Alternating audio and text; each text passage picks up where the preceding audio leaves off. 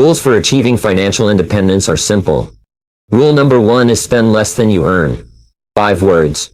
And then save or invest the difference. This has always been the case. This is the key to financial success going back to The Richest Man in Babylon by Clayson more than 2,000 years ago. You can be a blithering idiot at an average job, working at a gas station, or on the farm, or driving a truck at an average wage.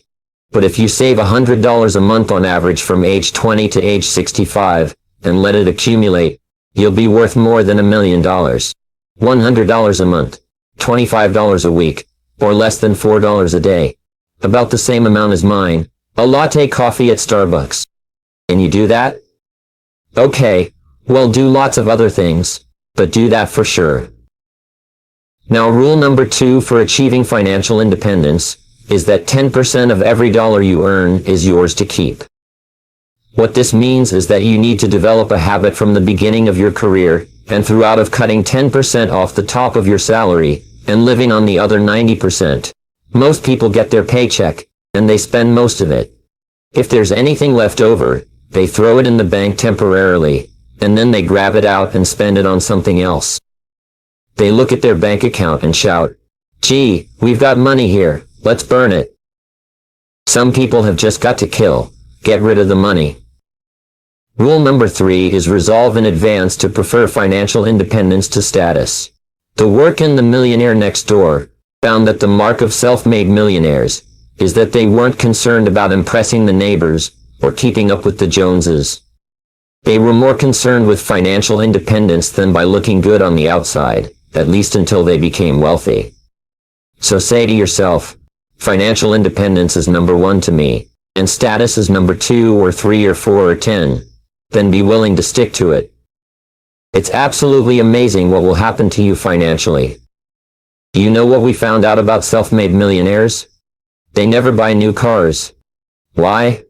Because in a new car, there's several $1,000s of depreciation. That's money that you lose the minute you drive it off the line. So what self-made millionaires do, based on interviews with thousands of them, is they pick a car they really like.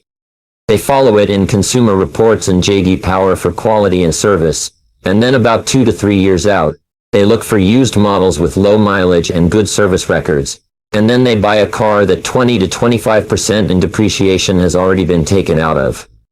I've worked with a man once who started with nothing and achieved a net worth of $800 million.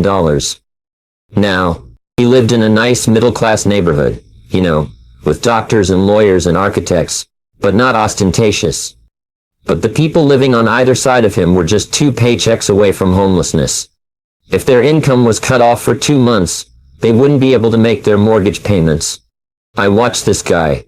He drove the same used car for 3 or 4 years. He liked Cadillacs. So you get a nice Cadillac, take good care of it. Then you'd get another used or loaner vehicle from a dealership, so that it had already been depreciated. He was never ostentatious at all. And he ended up one of the richest men in America. When you met him, he'd be wearing an old sweater. He didn't have a huge wardrobe or the same suits to meetings. And he had no bills at all.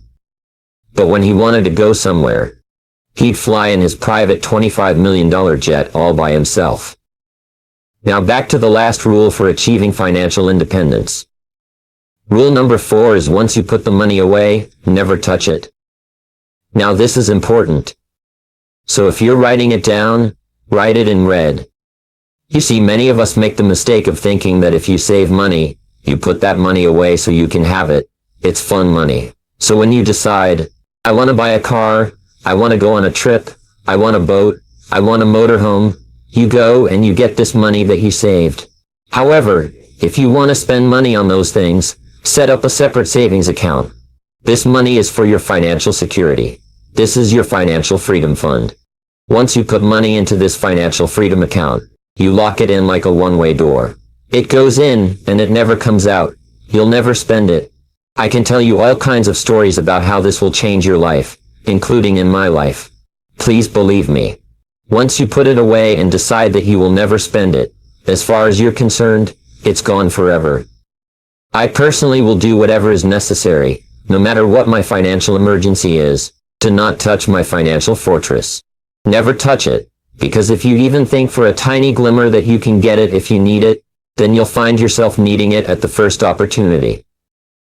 So, the key to financial success is to pay yourself first. Save 10% off of your account. Buy used things rather than new. And once you put money away, never touch it. Put it away and let it stay there until it accumulates and enables you to do anything you want in life. Today in America, it's a little different because of the state of the economy. And of course, if you really bought low and sold high, but very few of us did that. The 10 to 20% per year after taxes and expenses in terms of growing your net worth is a pretty good goal, and it's ultimately achievable. So, write down 5 figures representing your target net worth over the next 5 years. It seems remarkable.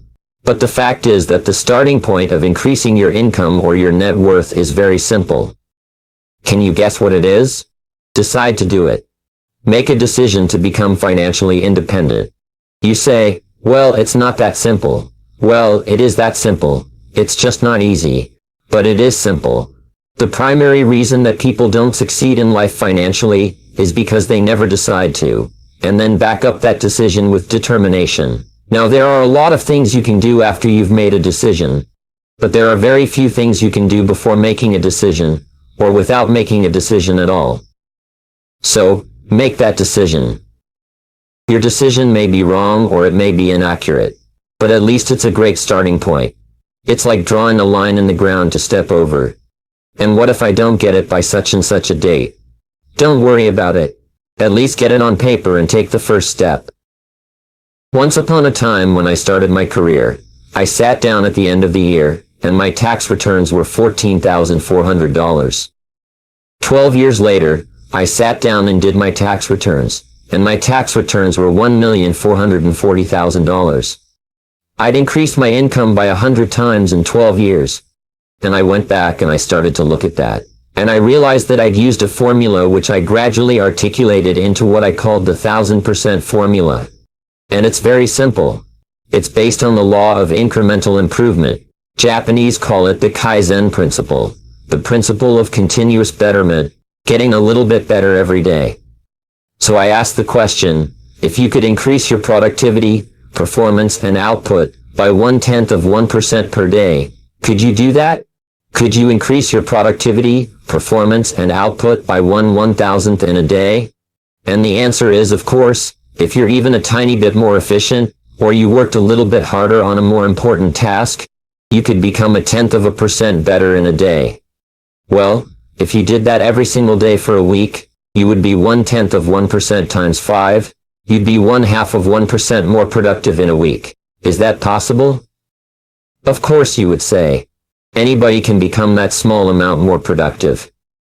So, I said, if you did that every week for 4 weeks, you'd be 2% more productive over the course of a month. If you did that every day for 13 4-week months in a year, 52 weeks, you would be 26% more productive. Is that possible? And the answer is yes, because there is a thing in success called the momentum principle. That means that once you start going, it becomes easier and easier to keep going, and to go faster and faster. So once you've become 26% more productive in the course of a year, your overall output, your results, your income will go up by 26%. What happens is you start to get into the swing of it. You start to be more effective, more efficient, and get more things done. You start earlier. You work harder, you stay later, you set better priorities, and so on. So, if you do this 26% each year for 10 years, you'll be 1004% better. And this is what happened to me, and it's happened to every single person I've ever worked with.